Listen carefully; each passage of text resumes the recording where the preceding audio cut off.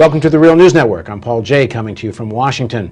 Now joining us is David Swanson. He's the co-founder of AfterDowningstreet.org. He's the author of Daybreak, Undoing the Imperial Presidency, and his new book is War is a Lie. Thanks for joining us.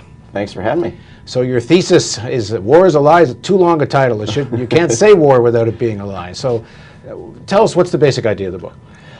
Not that war doesn't exist, of course, but that almost everything we think about war that keeps it going, that gets wars started, that keeps wars prolonged, that justifies wars after the fact, that keeps the war machine, the war economy, the structures of war powers in place, is a lie, is dishonest, and follows dishonest themes that have been used for millennia. And so this idea that the Iraq War, based on lies, was somehow different from other wars, glorious, justified, good wars, is wrong. They are all based on lies. I mean, you just go back through U.S. history, never mind the Iraq War, Bush's father lying about babies thrown out of incubators to get into a Gulf War.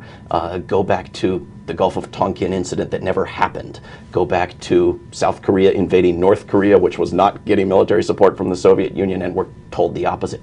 Go back to the big one, World War II, where this attack on Pearl Harbor, which was not a U.S. state, was a territory of our empire, was intentionally provoked. We knew it was coming. We were participating in China's war with Japan. We were building bases and airstrips around and threatening Japan, and we were imposing horrible economic sanctions in order to provoke. Now, that the issue of whether that was provoked deliberately or not is still a matter of some controversy, no?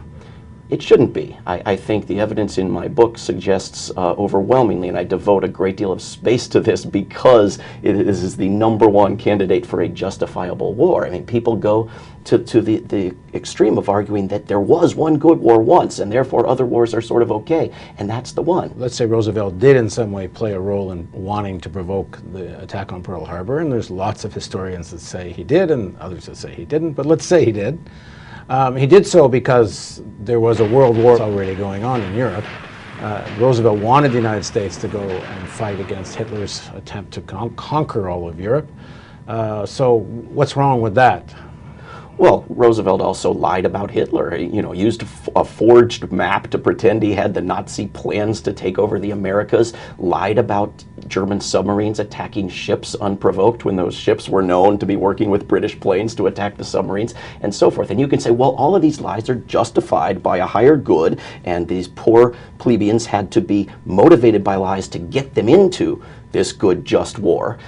But can that be right? Do you have to lie about something to get people into it? How can that make sense? Thinking back, we say, oh, well, it's justified because the Nazis were so horrible, and they did such horrible things to the Jews and the people that they killed. And yet we knew that was going on for many years and did absolutely nothing to prevent it. For years they wanted to export the Jews, not kill them off. But there was a British blockade, and there was no help from the United States. Well, there was an American blockade, too. Britain and the United States wouldn't take Jews. No, we would not take refugees. Roosevelt would not allow a single additional refugee. There was a bill in Congress for years that even Franklin Roosevelt's wife overcame her anti-Semitism to support, to allow thousands of Jewish children, refugees, to be placed in American homes. And the homes were there asking for them. And Roosevelt said, no, you cannot, we do not want this war to be about the Jews, and of course it was not. Now the basic argument for the wars the United States has participated in is that they really are defensive wars. Mm-hmm. That if we don't go over there and get them, they're going to come over here and get us. And even now we're told the war in Afghanistan is essentially a defensive war because, and we were told the same thing about Iraq. If we don't go over there and fight the terrorists, they're going to come here.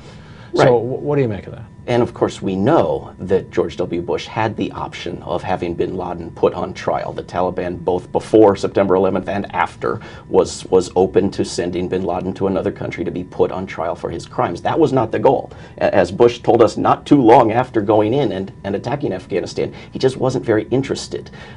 This was not about prosecuting the criminals. This was about having a good excuse for a war. And bin Laden was that excuse. And he was used for an unrelated attack on Iraq, just as in the example we had earlier, an attack by Japan was used as an argument for getting into a war in Europe, as well, as if that was somehow defensive because we had been attacked by Japan. all sides in all wars always say it's defensive. Even when it's not from both sides, even when it is from one side, everybody always says it's defensive. But legally and morally, defensive wars are actually fighting back against an attack on your country. They're not going halfway around the world and attacking someone else. So is that kind of war also a lie? Like, for example, the Vietnamese waged a war to stop an invader. Is the Vietnamese war also a lie? No, fighting back is legal under the UN Charter. So you're talking about essentially wars of aggression. They're dressed up to not look that way. Well, and that's the lie. Well, even a defensive war is a war of aggression from the other side. All wars are wars of aggression from at least one side, and every war the United States has ever been in has been a war of aggression. You can go back to 1812 and try to claim that the British were at fault, but this was a war to invade Canada and take it over, and it was going to be a cakewalk just like Iraq. You go back to wars justified by attacks by Native Americans, but you know, who got here first? We just don't have any wars that aren't wars of aggression. We have wars justified by revenge, which is like Afghanistan, which is a primitive emotion, not a legal defense. We have wars justified by preemptive attack, possession of weapons, and demonization, so that these are people who we can't permit to have weapons, whether they really have them or not.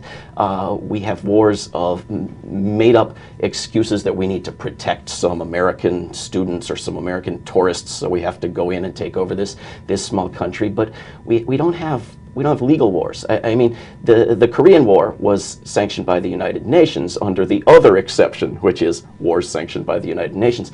But these are exceptions that have been stretched and stretched predictably to the point where it's almost meaningless to say it's illegal to fight wars. So if there is this fabric of lies to get people, first of all, willing to fight and die, and then next of all, people willing to pay for it through their taxes and other kinds of sacrifices, then if the lies are meant to get people involved in something that they're not being told, then what is the driving force of American wars? Well, the sacrifices, of course, are fewer and fewer for most Americans now. We're not asked to do anything, but the driving forces are you don't have to look hard for them. They're not hidden. They're just not repeated endlessly like weapons of mass destruction and spreading democracy endlessly on your television, but they're out there. So the think tank, the Project for the New American Century, that laid out its reasons for wanting to go into Iraq and several other countries for years before they managed to make it happen.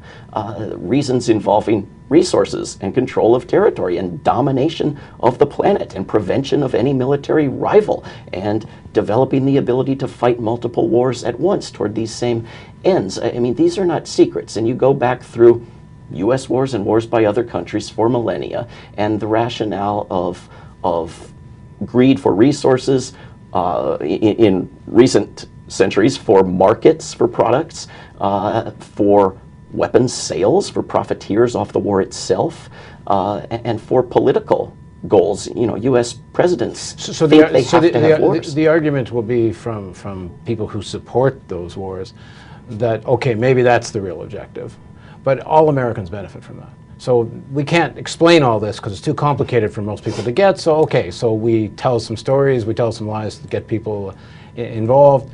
But the truth is these wars are for the good of America. Well, this is what the neocons tell each other, and they follow professors like this guy Strauss, who talks about the noble lie going back to the ancient Greeks. And it would be a fine argument if we had ever benefited in any way from these lies, and we just haven't. These are wars that make us less safe, that antagonize, that promote, that create greater possibilities for blowback. Terrorism has been on the rise during the entire global war on terrorism, predictably so.